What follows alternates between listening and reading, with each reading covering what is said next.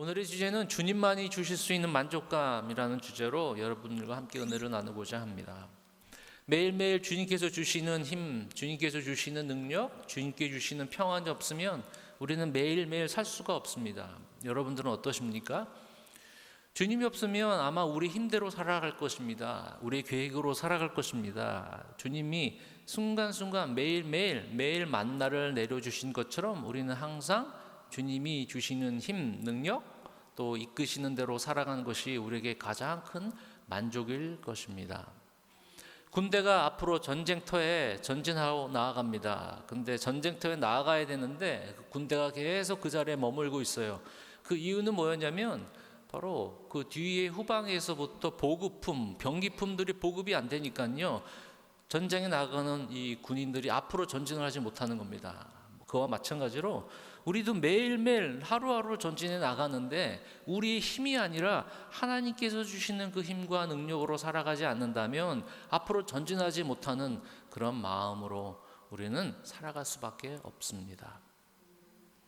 2주 전에 기도에 관해서 지난주 예배에 대해서 이야기하였습니다.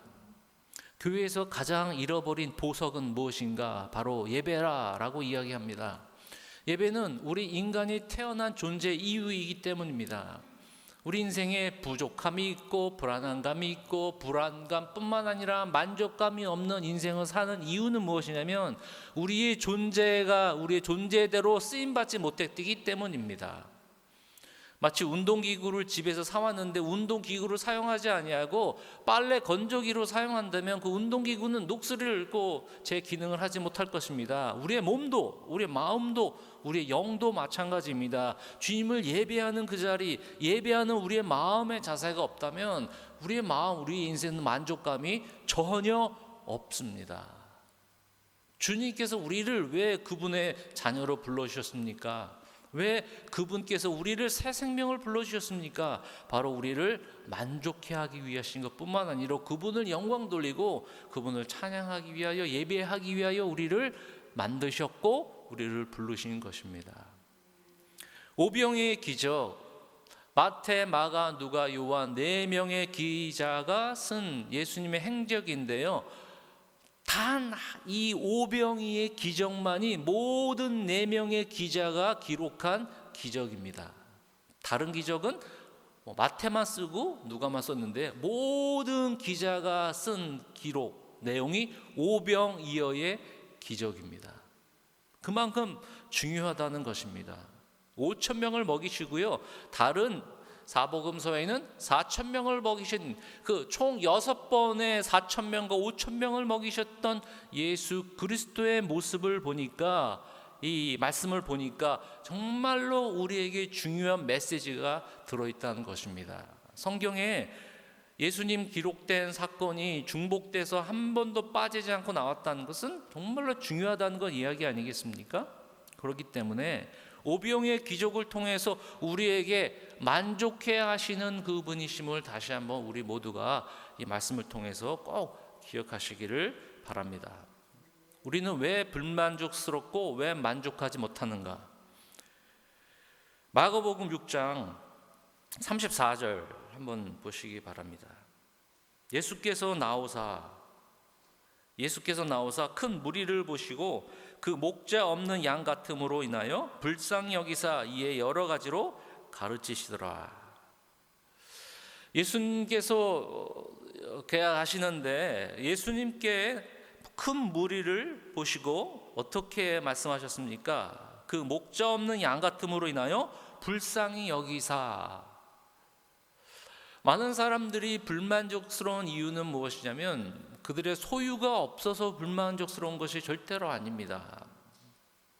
우리의 불안정이 있기 때문에 우리가 불만족스러운 것이 아닙니다. 우리가 만족지 못한 삶, 그 깊은 내면을 쳐다보면요, 진리의 말씀이 우리 안에 있지 않기 때문입니다. 살아계신 하나님의 말씀이 우리 안에 있지 않기 때문에 항상 불만족스럽습니다. 13세기 유명한 토마스 아퀴나스라는 철학자가 있습니다. 사람들은 왜 욕구에 불만족스럽까? 어떻게 하면 만족스러울 수 있을까라고 했는데 그분이 이렇게 얘기했어요. 모든 것을 채우면 된다라고 이야기했습니다. 즉 먹을 거는 다 먹어봐야 한다. 우리가 가볼 곳은, 여행지는 다 가봐야 한다. 영향력 있는 사람, 중요한 사람들은 다 만나봐야 한다. 우리가 필요한 것은 다 가져봐야 한다. 그러면 만족스러울 것이라고 이야기하였습니다. 그래도 만족스러울까요? 전도서에 나와 있는 솔로몬의 기록처럼 눈은 눈으로 봐도 만족스러운 것이 없다고 이야기하였습니다. 은을 풍족히 있어도, 풍부함을 바람에도, 돈이 풍족해도 우리 마음에는 만족감이 전혀 없습니다. 왜냐하면 우리 존재가 바로 하나님께서 그분의 살아계신 그 능력뿐만 아니라 그의 영이 우리 가운데 임할 때 진정으로 만족감이 있기 때문입니다. 매일매일 주님께서 주신 힘으로 살기 위하여 우리는 그 만족 속에서 살아야 합니다. 그런데 그렇지 아니하고 세상 속에서 우리가 다른 것을 찾아다닌다면 진정한 만족감을 누릴 수가 없습니다. 목자 없는 양 같다고 이야기했습니다. 예수님이 마음이 여기에 나와 있습니다. 예수님 당시에는 이스라엘 백성들이 로마 치하 밑에서 살고 있었기 때문에요. 그들에게 올바른 메시지, 즉 하나님의 말씀을 들을 수가 없었어요. 물론 종교 공동체였기 때문에 바리새인들과 서기관들과 또한 이 사두개인들의 가르침은 있었어요. 그런데 그 안에 참다운 진리가 없었어요. 지금이야 집에서 유튜브를 통해서 방송되는 설교 말씀을 듣고 그 진리의 말씀들을 많이 들을 수 있는데요. 이때 당시에는 그 진리의 말씀이 갈급한 것이었습니다. 만족감이 정말로 없었어요. 물론 정치적인 문제, 경제적인 문제 때문에 이스라엘 백성들의 마음이 답답할 수 있었어요. 근데 그들의 마음에 만족감이 없는 것은 이 바리새파, 사두개파, 서기관들의 메시지가 진실된 하나님의 메시지가 아니었기 때문입니다. 심지어는 니고데모라는 사람이 마음에 허기짐을 가지고 예수님을 밤늦게 찾아온 이유가 바로 그거 아닙니까? 많은 율법을 지켜도, 많은 율법을 통해서 하라 하지 말라를 다 지켰는데도 그 마음에 만족감이 없어요. 왜냐하면 인간은 모든 것을 지킬 수 있는 인간이 아니기 때문입니다. 사두개파 사람들은 부활을 믿지 않았어요. 근데 부활이 없는 메시지가 진정 씨가 마음에 박혀서 내려와서 열매 맺는 그런 메시지가 있는 것이 아니었어요. 엉뚱한 메시지였단 말이죠. 메시지를 아무리 듣고 들어도 그 마음에 만족감이 없어요. 그러니 5,000명, 6,000명 아이들뿐만 아니라 모든 사람들이 그 벌판에 예수님을 쫓아온다는 것, 그 모습을 바라보는 예수님의 마음이 얼마나 마음이 안타깝겠습니까? 예루살렘을 향해서 눈물을 흘리셨던 그 예수님의 마음이 지금 이 세상을 바라보면서 과연 우리에게는 진정한 하나님의 메시지가 우리 안에 있는가? 세상을 기웃기웃거리면서 나를 만족시킬 것이 무엇인지 이렇게 훔쳐보면서 무엇이 나를 만족했을 것인지 계속 세상에 있는 쓰레기들을 마음에 담고 머리에 담고 생각에 담고 계획에 담아버리니 그 만족을 채울 수 있는 것이 전혀 없는데 예수님이 그 마음이 가장 안타깝스러운 것입니다. 예수님이 지금 이 세상에 내려오면 교회를 향해서 마음이 안타까우지 않을까요? 거기에는 말씀이 있고 예배는 있는데 그 안에 예수님이 없는 것. 메시지는 있고 예배는 있는데 그 마음이 진정으로 하나님께 향하는 그런 마음이 없다는 것. 그것이 인간이 가지고 있는 부족함, 아니 불만족스러운 삶이 되는 것입니다. 절대로 여러분 소유가 없어서 불만족스러운 것이 아니에요. 진리의 말씀이 없기 때문에 나를 마음을 후련하게 해줄 만족감은 진리의 말씀, 목자가 없는 양, 그 마음으로 살기 때문에 우리는 그 안에서 자꾸 세상에서 기웃거리면서 세상으로 말미암아 우리를 채우려고 노력하는 것입니다.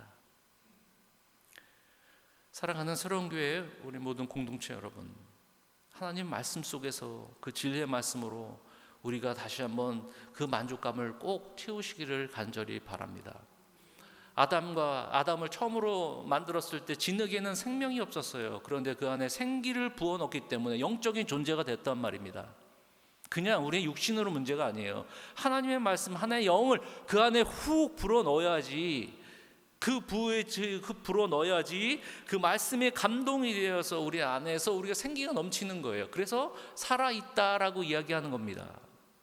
디모데후서 3장 16절, 하나님의 말씀은 감동으로 된 하나님의 말씀으로 교훈과 책망과 바르게 함과 의로 교육하기에 유익하니, 하나님의 말씀은 감동, 바로 그 바람을 집어넣는 것처럼 하나님의 살아있는 말씀이 우리 안에 들어와야지 이것이 내 마음에 가득 찼다는 그런 만족감이 있다는 것입니다. 사랑하는 새로운교회 성도 여러분, 혹시 지금도 돈이 없어서, 내 노후 플랜이 없어서, 내 사랑하는 가족이 내 마음대로 되지 않다고 해서 만족감을 그 안에 찾을 수 있을 것 같습니까? 그럼 또 다른 우리의 불만족이 또 생기게 되어 있습니다. 예수님은 이 땅에 오신 이유가 우리가 완전한 만족감을 주시기 위해 그분이 오시지 않았습니까? 하나의 문제를 해결하시기 위해서 오신 분이 아니라 바로 목자 없는 양 같은 우리의 모습, 그때 당시 이스라엘 백성들의 모습이었지만 지금 우리의 모습을 통해서 살아있는 하나님 말씀이 다시 한번 우리 안에 들어오기를 간절한 마음으로 이 예수 그리스도께서 가르치시다. 34절 후반부 보세요. 불쌍히 여기사 이에 여러 가지로 가르치시더라. 그 말씀을 가르치기 시작했다는 것입니다. 우리가 알다시피 목자와 양, 그때 당시에 양이 많기 때문에 목자가 또 대부분 유목 생활했기 때문에 목자들이 많았죠. 그래서 목자가 없는 양을 생각할 때마다 그 불쌍함이 생기는 것입니다. 백성들, 우리 국민이 가장 부끄럽고 수치스러운 국민들, 불쌍한 국민들이 누굽니까? 올바른 리더가 없을 때 불쌍한 국민들 아닙니까? 아무리 잘 살면 뭐합니까? 리더가 올바로 돼 있지 않는다면, 리더가 부패한다면 그 얼마나 불쌍한 국민입니까? 마찬가지로 우리가 가지고 있는 영적인 올바른 리더가 없다면, 나를 이끌 수 있는 리더가 없다면, 내 힘으로 살려고 하는 사람들, 그런 마음들이 있다면 우리는 그 안에 진정한 만족을 찾을 수가 없습니다. 양은 고집센 양입니다. 양은 또한 머리도 부족합니다. 심지어 서커스에 보면 양으로 훈련하는 조련사 없습니다. 왜냐하면 고집도 세고 머리도 나쁘고, 어쩌면 양이 우리의 모습과 같습니까? 고집도 세고 자기 마음대로 하는 그 고집뿐만 아니라 가지고 있는 그 잘못 쫓아가면, 그냥 다른 양을 쫓아가면 목자가 아닌 다른 것을 찾지 아니하면 푸른 초장으로 가지 못하고 꼴을 먹을 수 있는 곳도 갈 수 없다는 것입니다. 진정한 살아있는 하나님의 말씀과 그 생기가 나에게 불어넣지 않는다면, 이것이 나의 참된 목자가 되지 않는다면, 하나님께서 우리의 참된 목자가 되지 않는다면 우리는 진정한 만족을 느낄 수가 없습니다. 솔로몬과 그 부자지간이었던 다윗을 우리는 볼 수 있습니다. 솔로몬은 전도서를 통해서 모든 것을 가져봤지만 나는 정말로 내 마음에 만족감이 없다. 눈은 보아도 만족감이 없고 재워도 만족감이 없다. 근데 다윗은 그렇지 않았어요. 오히려 그는 유대 광야에서 시편 23편에서 이렇게 고백합니다. 여호와는 나의 목자시기 때문에 나는 부족함이 없으리로다. 그 부족함은 여호와 하나님이 나의 목자이시기 때문에. 우리는 매일 아침마다 일어날 때면서 어디의 음성을 듣고 있습니까? 어디를 향하고 누가 나를 이끌어 주기를 원하십니까? 지금도 세상에 방황하는 모든 사람들의 문제는 올바른 영적인 그 앞을 인도하는 사람을 찾지 못했기 때문에 그렇지 않습니까? 사랑하는 새로운 교회 성도 여러분, 하나님의 진리의 말씀을 통해서 다시 한번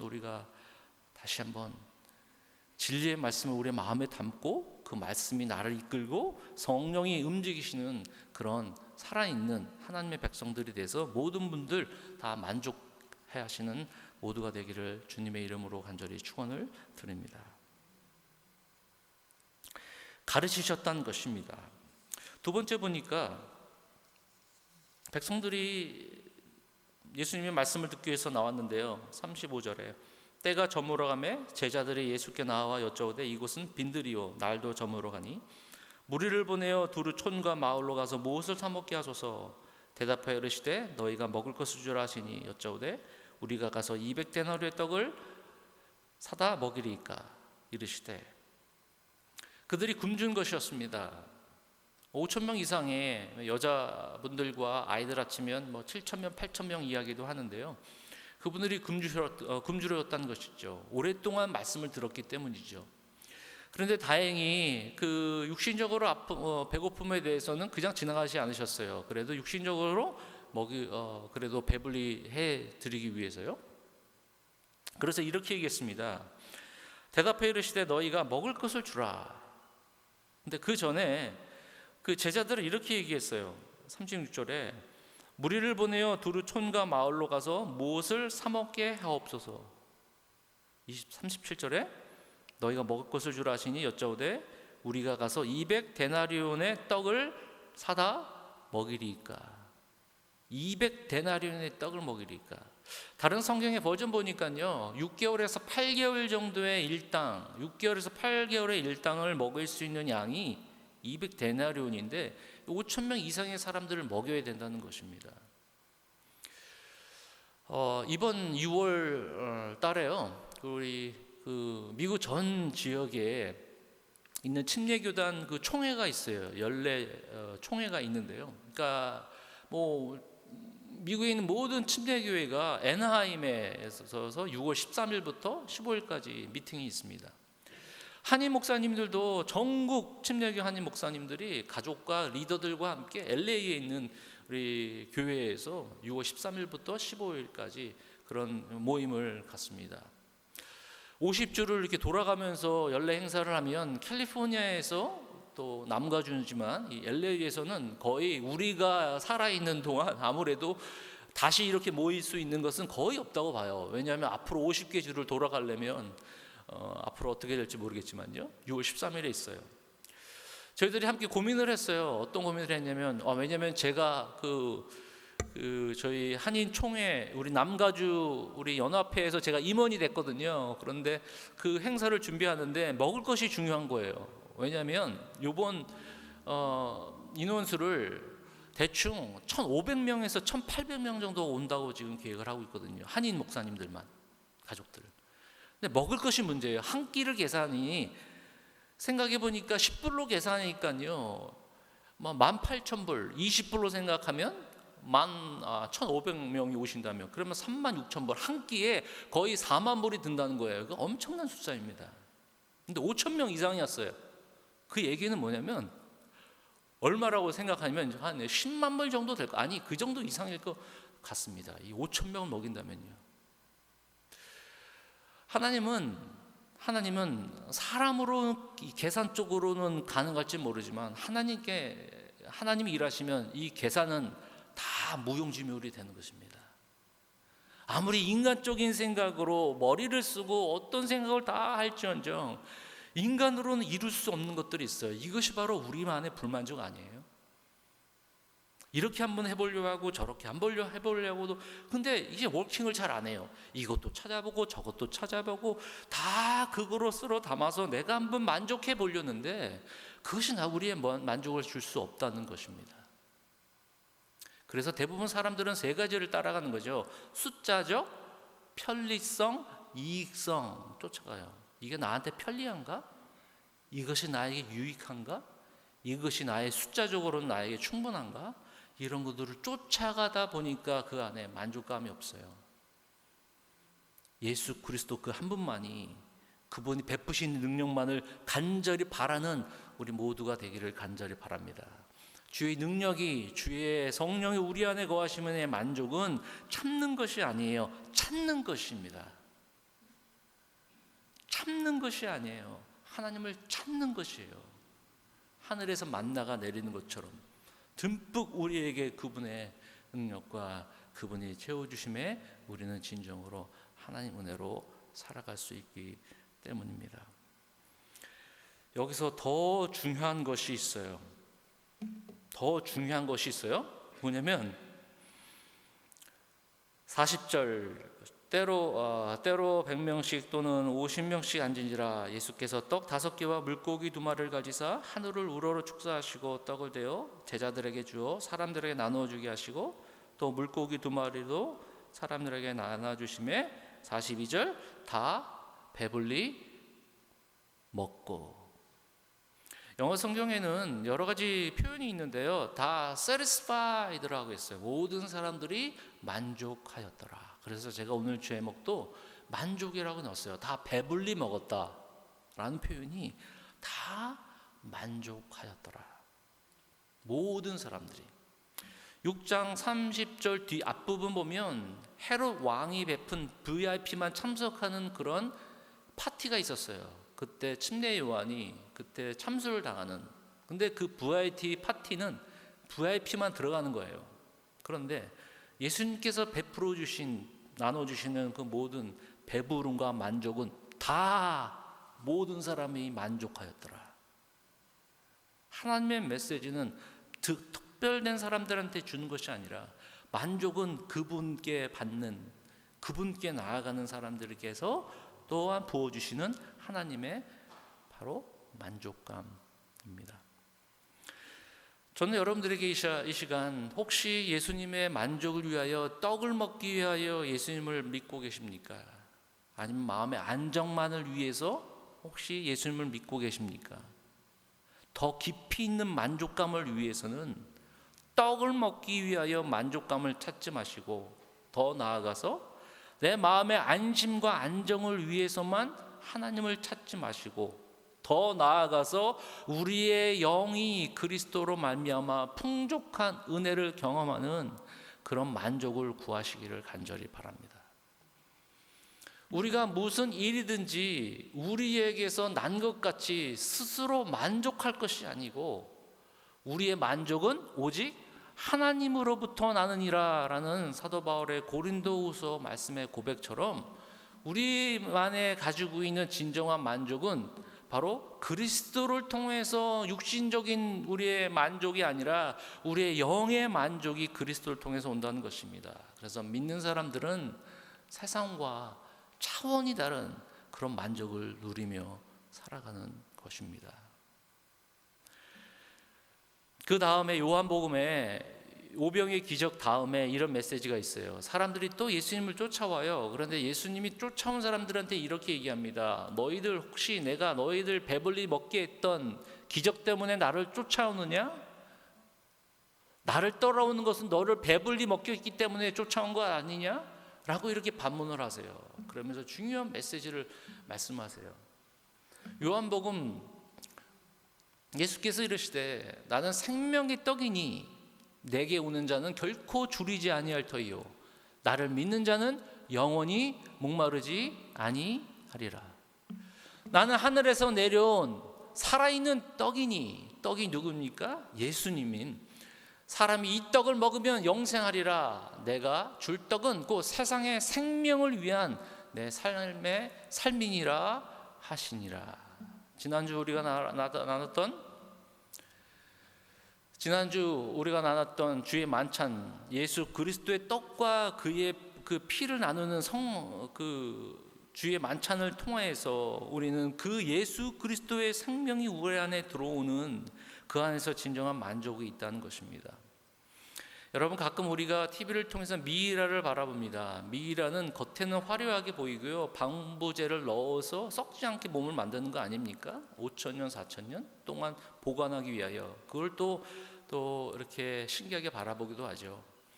겉의 모습은 화려할 수 있지만 그 안에는 생명이 없어요. 믿는 사람과 믿지 않는 사람들이 뭐 예배를 드리지 않든 교회를 나가든 안 나든 뭐 다를 게 없잖아요. 일이 뭐 나오지 않아도 일도 잘 되고 믿지 않아도 일도 잘 되고 다른 게 없어요. 그 안에는 만족감이 그 안에 진정으로 없다는 것입니다.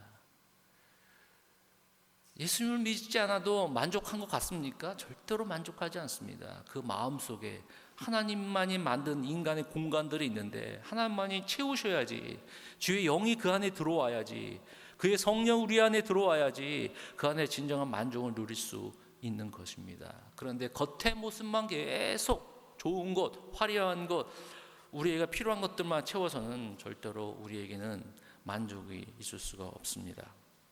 사랑하는 새로운교회 성도 여러분, 고기를 잡으러 냇가에 나갑니다. 그럼 우리는 해피, 친구와 사랑하는 사람과 시간을 보냅니다. 우리야 so happy.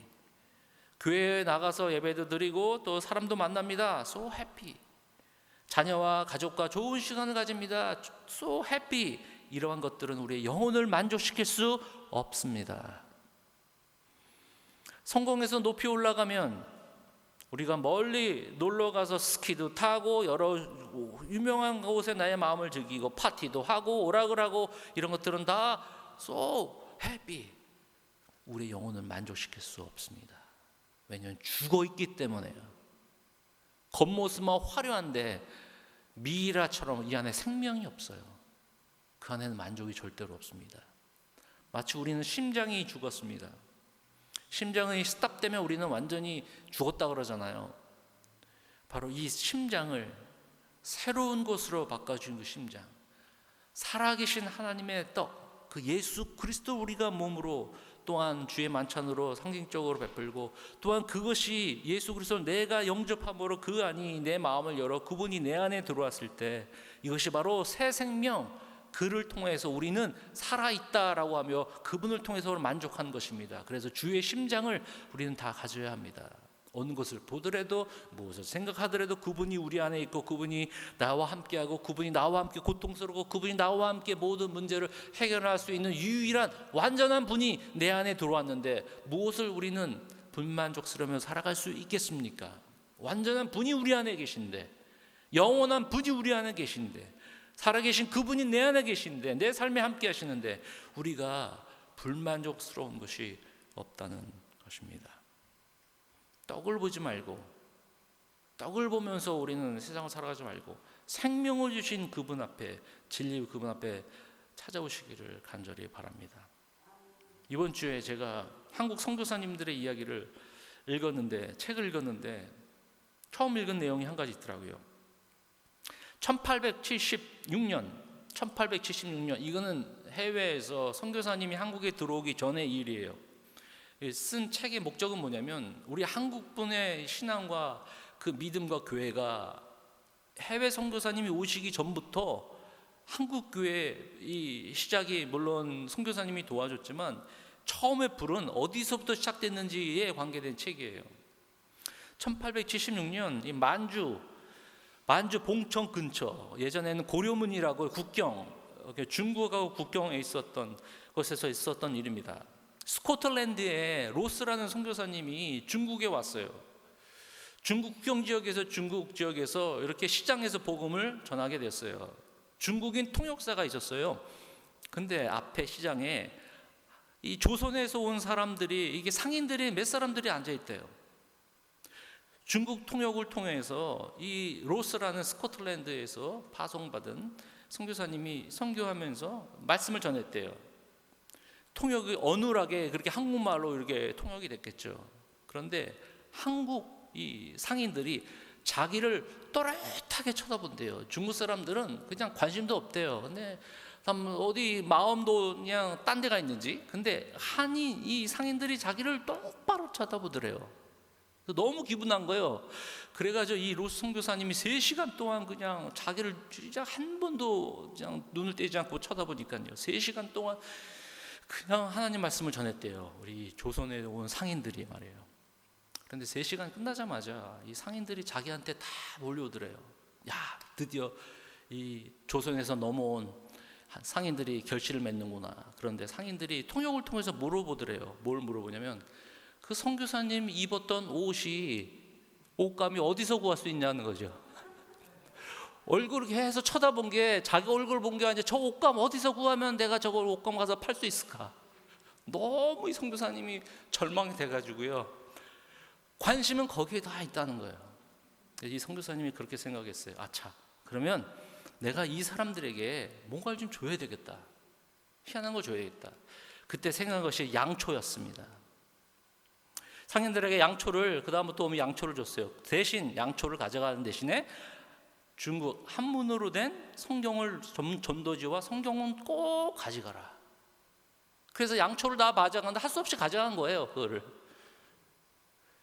그 중에 한 상인이 그걸 가지고 다시 그 조선 만주 근처에 있는 조선 땅으로 다시 압록강을 건너서 넘어왔습니다.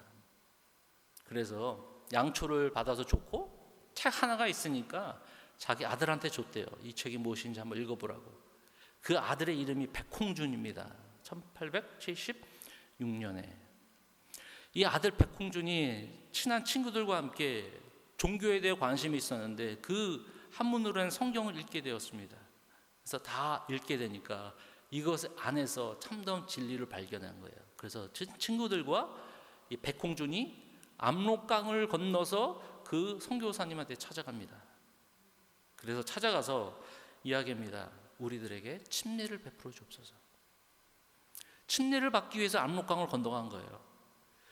그때 로스 선교사님 안 계시고 그때 안식년이었는데요. 다른 선교사님이 계셔서 많은 그 복음도 전하고 그곳에서 침례를 먼저 받았다는 거예요. 그래서 남아있는 사람은 남아있고 또 돌아갈 사람들은 거의 없는데요. 이 백홍준이라는 사람이 이렇게 얘기했대요.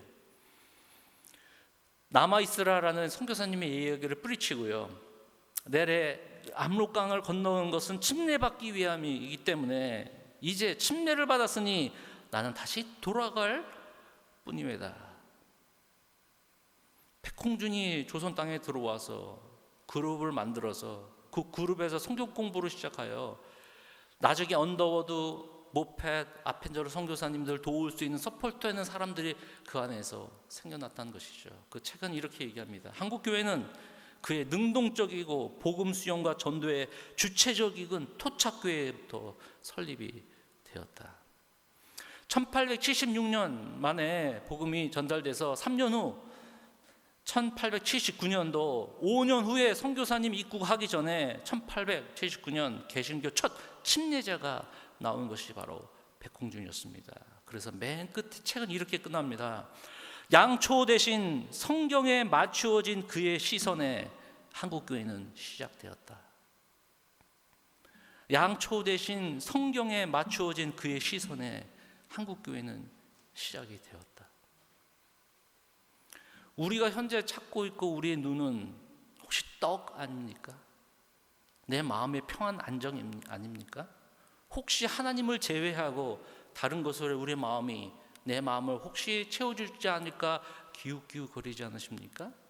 큰 프로그램, 큰 멋있는 식당, 휴양지, I'm happy 많이 가시고 많이 경험해 보시기 바랍니다. 절대 우리의 마음은 만족을 느끼지 못할 것입니다.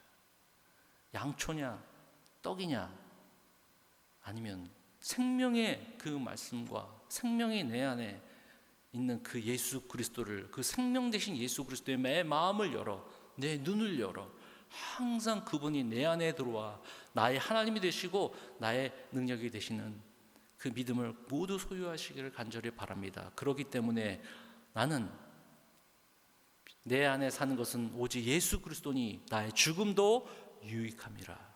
왜냐하면 그분이 살아계시면 나의 죽음도 영광스럽기 때문에, 그분이 내 안에 살아계시다면 네 삶에 조금 불편하고 부족함이 있을지 모르지만 내 삶의 깊은 만족은 오직 그분께 오기 때문입니다. 사랑하는 새로운 교회 성도 여러분, 진정한 참된 진리 되신 예수 그리스도를 내 마음에 다시 한번 오늘 이 시간에 영접하며 그분이 나의 모든 것 되시기를, 99%가 아니라 100% 나의 모든 것 되시기를, 드려지는, 내려놓는 모든 것을 하나님께 바치는 우리 모두가 되기를 주님의 이름으로 간절히 축원을 드립니다. 기도하겠습니다.